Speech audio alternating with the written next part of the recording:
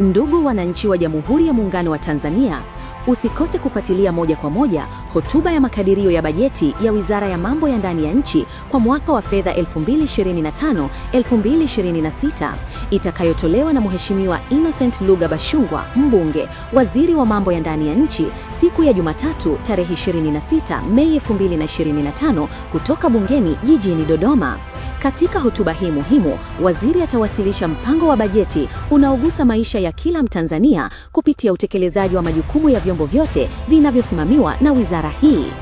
Jeshi la Polisi Tanzania litaendelea kuimarisha usalama wa raia na mali zao katika kuwabaini wahalifu, kuzuia na kutanzua uhalifu.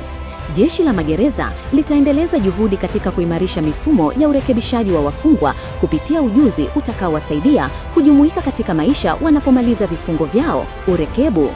Jeshi la Zimamoto na Uokoaji litaimarishwa kukabiliana na majanga ya moto na dharura. Idara ya Uhamiaji Tanzania itaendelea kutoa huduma bora za pasipoti, uraia, visa na vibali vya ukaazi. Mamlaka ya Vitambulisho vya Taifa NIDA itaendelea kuboresha usajili na utoaji wa vitambulisho vya taifa kwa kila Mtanzania.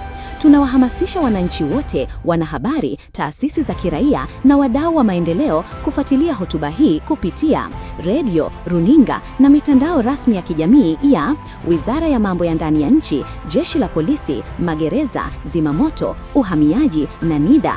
Tembelea pia tovuti rasmi ya wizara www.moha.go.tz.